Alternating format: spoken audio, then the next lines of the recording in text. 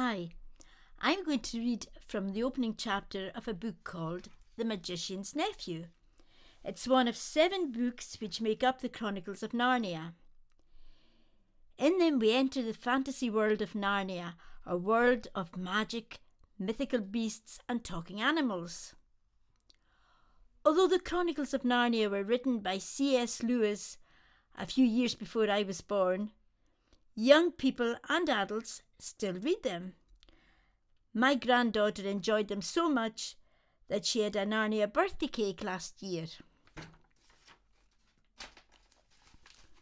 The Magician's Nephew, Chapter 1, The Wrong Door. This is a story about something that happened long ago when your grandfather was a child. It is a very important story because it shows how all the comings and goings between our own world and the land of Narnia first began. In those days, Mr. Sherlock Holmes was still living in Baker Street and the Bastables were looking for treasure in the Lewisham Road. In those days, if you were a boy, you had to wear a stiff Eton collar every day, and schools were usually nastier than now. But meals were nicer. And as for sweets, I won't tell you how cheap and good they were, because it would only make your mouth water in vain. And in those days, there lived in London a girl called Polly Plummer. She lived in one of a long row of houses which were all joined together.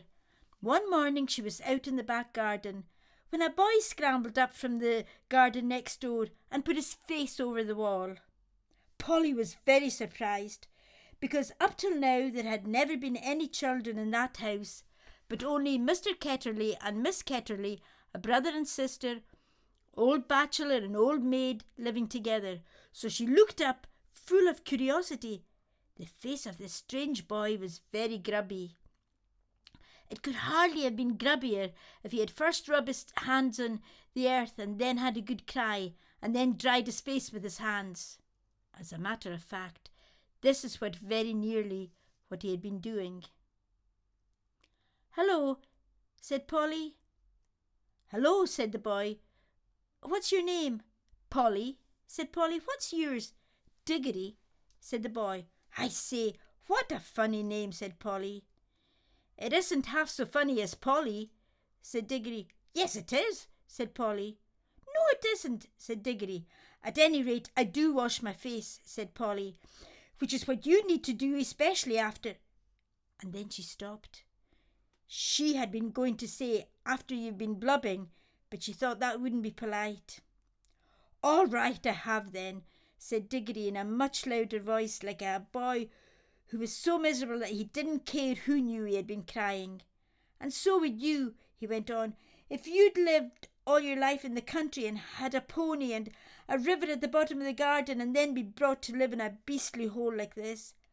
"London isn't a hole," said Polly indignantly. But the boy was too wound up to take any notice of her, and he went on, "And if your father was away in India and you had to come and live with an aunt and an uncle who's mad, who would like that? And if the reason was that they were looking after your mother, and if your mother was ill and was going to die," then his face with the wrong sort of shape, as it does when you're trying to keep back your tears. "I didn't know. I'm sorry," said Polly humbly.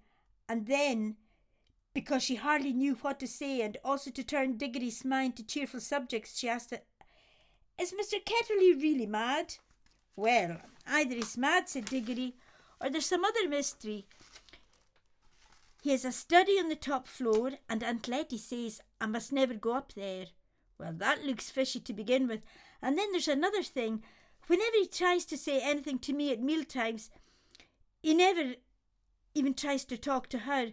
She always shuts him up. She says, 'Don't worry the boy, Andrew,' or 'I'm sure Diggory doesn't want to hear about that,' or else, 'Now, Diggory, wouldn't you like to go out and play in the garden?' What sort of things does he try to say?" "I don't know.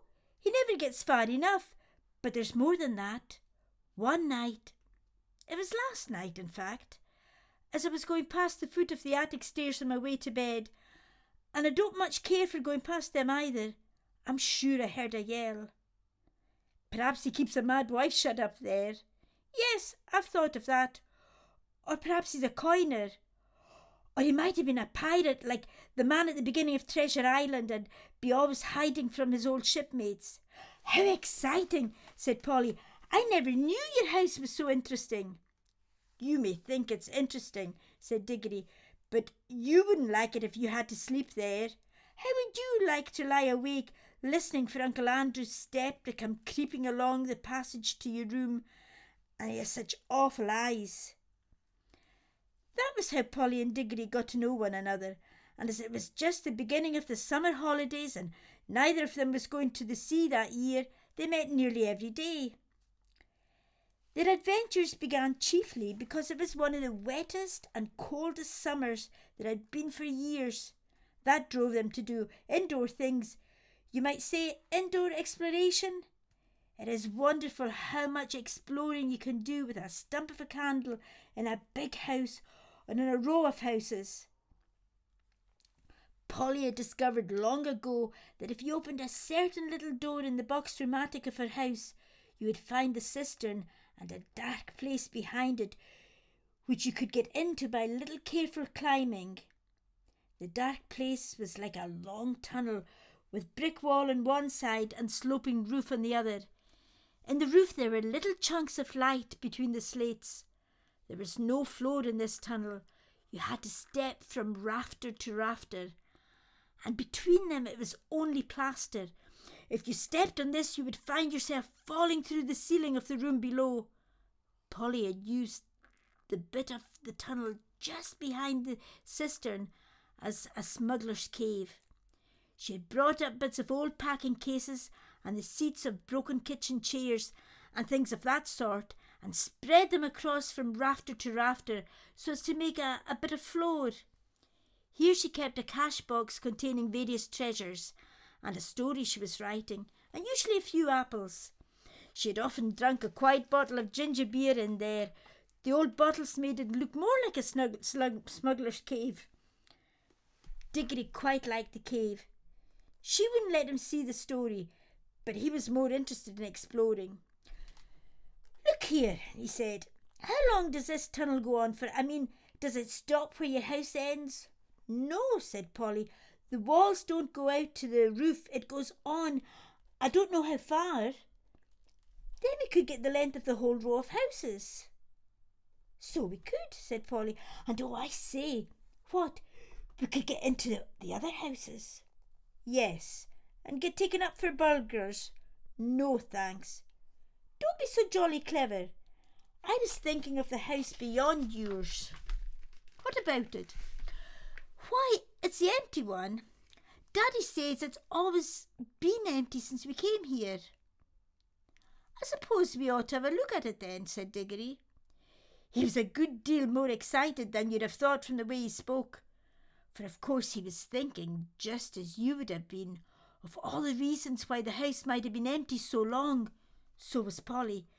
Neither of them said the word haunted, and both felt that once the thing had been suggested, it would be feeble not to do it. "Shall we go and try it now?" said Diggory. "All right," said Polly. "Don't if you'd rather not," said Diggory. "I'm game if you are," she said. How are we to know we're in the next house but one? They decided they would have to go out into the box room and walk across it, taking steps as long as the steps from one rafter to the next. That would give them an idea of how many rafters went to a room. Then they would allow about 4 more for the passage between the 2 attics in Polly's house, and then the same number for the maid's bedroom as for the box room. That would give them the length of the house. And when they had done that distance twice, they would be at the end of Diggory's house. Any door they came to after that would let them into the attic of the empty house. "But I don't expect it's really empty at all," said Diggory. "What do you expect?" "I expect someone lives there in secret, only coming in and out at night with a dark lantern. We shall probably discover a gang of desperate criminals and get a reward. It's all rot to say a house would be empty all those years unless there was some mystery. Daddy thought it must be the drains, said Polly. Pooh! Grown-ups are always thinking of uninteresting explanations, said Diggory. Now that they were talking by daylight in the attic, instead of by candlelight in the smuggler's cave, it seemed much less likely that the empty house would be haunted. When they had measured the attic, they had to get a pencil and do a sum. They both got different answers to it at first, and even when they agreed, I'm not sure they got it right. They were in a hurry to start the exploration. We mustn't make a sound, said Polly as they climbed in again behind the cistern. Because it was such an important occasion, they took a candle each. Polly had a good store of them in her cave. It was very dark and dusty and draughty, and they stepped from rafter to rafter without a word, except when they whispered to one another, We're opposite your attic now.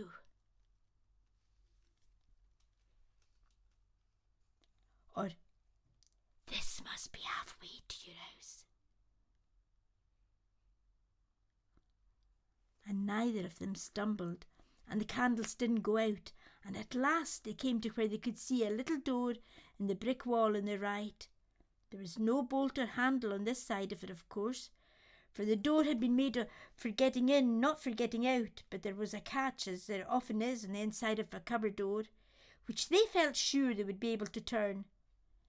Shall I? Said Diggory. I'm game if you are, said Polly, just as she had said before. Both felt that it was becoming very serious, but neither would draw back. Diggory pushed around the catch with some difficulty. The door swung open, and the sudden daylight made them blink.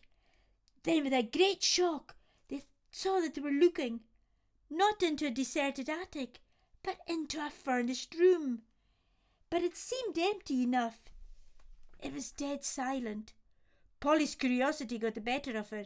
She blew out her candle and stepped out into the strange room, making no more noise than a mouse. It was shaped, of course, like an attic, but furnished as a sitting room. Every bit of the walls was lined with shelves, and every bit of the shelves was full of books. A fire was burning in the grate. You remember that it was a very cold, wet summer that year? And in front of the fireplace, with its back towards him, was a high-backed armchair.